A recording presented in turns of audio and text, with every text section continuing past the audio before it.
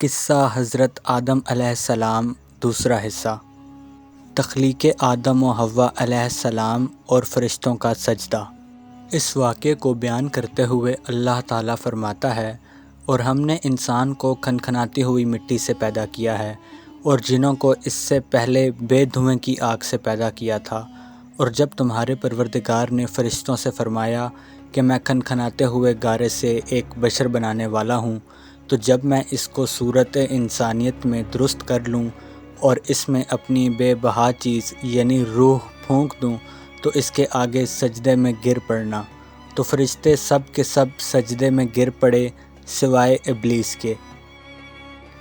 ابلیس نے سجدہ کرنے والوں کے ساتھ ہونے سے انکار کر دیا۔ اللہ تعالیٰ نے فرمایا کہ ابلیس، تجھے کیا ہوا کہ تو سجدہ کرنے والوں میں شامل نہ ہوا؟ اس نے کہا، میں ایسا نہیں ہوں کہ انسان کو جسے تو نے کھنکھناتے ہوئے گارے سے بنایا ہے کو سجدہ کروں۔ اللہ تعالیٰ نے فرمایا، یہاں سے نکل جا، تو مردود ہے اور تجھ پر قیامت کے دن تک لعنت برسے گی۔ اس نے کہا کہ پروردگار، مجھے اس دن تک مہلت دے جب لوگ مرنے کے بعد زندہ کیے جائیں گے۔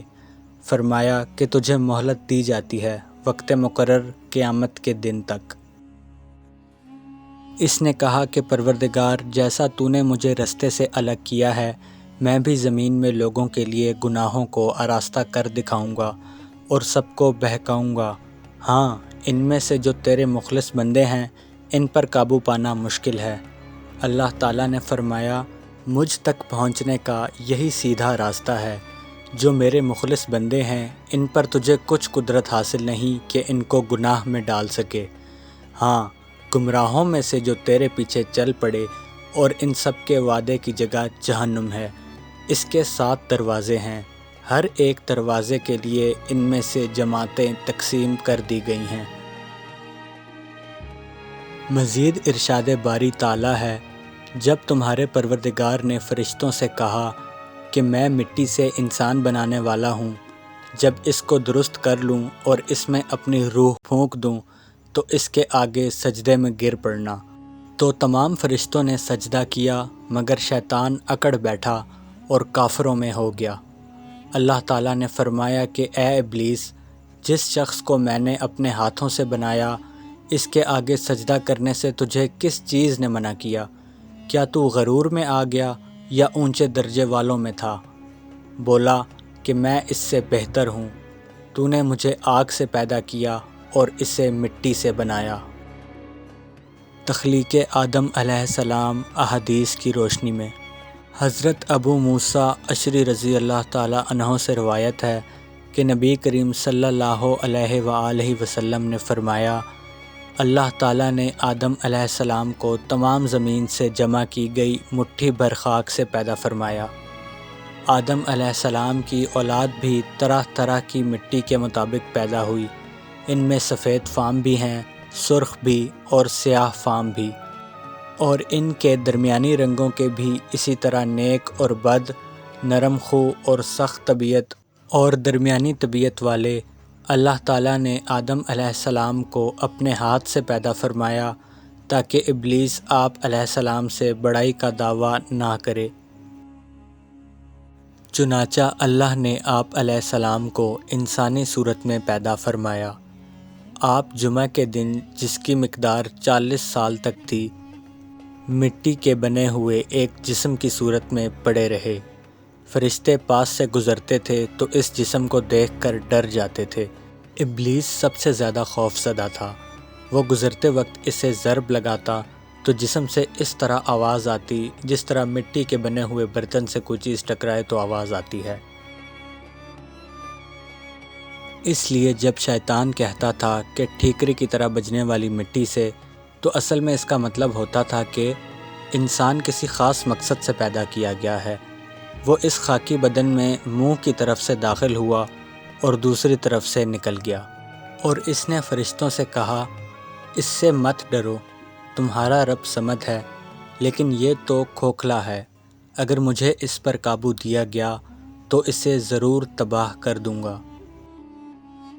جب وہ وقت آیا کہ جب اللہ تعالیٰ نے اس جسم میں روح ڈالنے کا ارادہ فرمایا تو فرشتوں سے ارشاد فرمایا، جب میں اس میں روح ڈال دوں تو اسے سجدہ کرنا۔ جیسے ہی روح ڈالی گئی تو وہ سر کی طرف سے داخل ہوئی، تبھی آدم علیہ السلام کو چھینک آ گئی۔ فرشتوں نے کہا، کہیے الحمدللہ، سب تعریفیں اللہ کے لیے ہیں۔ انہوں نے فرمایا الحمدللہ۔ اللہ نے فرمایا، یعنی تیرے رب نے تجھ پر رحمت فرمائی ہے۔ جب روح آنکھوں میں داخل ہوئی تو آپ علیہ السلام کو جنت کے پھل نظر آئے۔ جب روح پیٹ میں داخل ہوئی تو آپ علیہ السلام کو کھانے کی خواہش پیدا ہوئی۔ آپ جلدی سے جنت کے پھلوں کی طرف لپکے، جبکہ روح ابھی آپ کی ٹانگوں میں داخل نہیں ہوئی تھی۔ اس لیے اللہ تعالیٰ نے فرمایا، انسان تو جلد بازی کا بنا ہوا ہے، یعنی جلد بازی انسان کی فطرت میں شامل ہے۔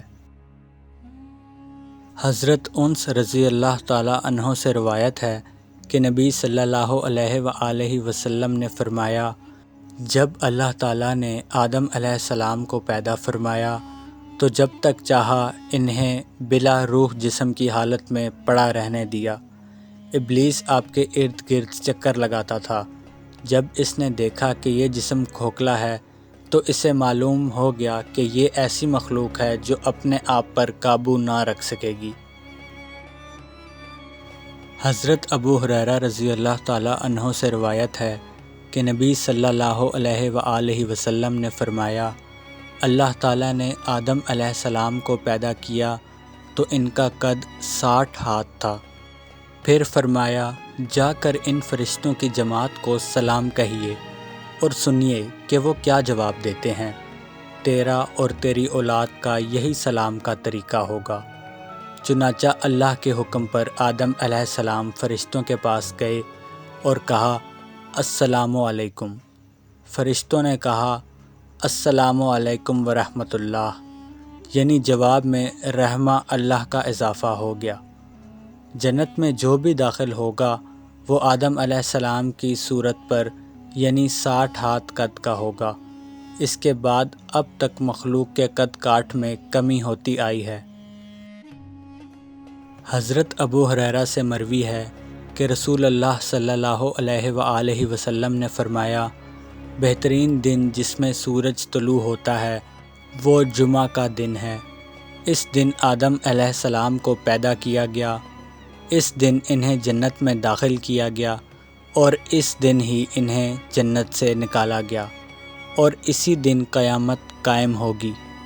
حضرت ابو ہریرہ سے روایت ہے کہ آدم علیہ السلام جمعہ کے دن آخری گھڑی میں پیدا کیے گئے۔ ویڈیو دیکھنے کا شکریہ۔ معزز سامعین، ہمیں مزید سپورٹ کرنے کے لیے آپ ہماری آن لائن شاپ سے مختلف پروڈکٹس بھی آرڈر کر سکتے ہیں، لنک ڈسکرپشن میں موجود ہے۔ اپنا خیال رکھیے گا۔ اللہ حافظ۔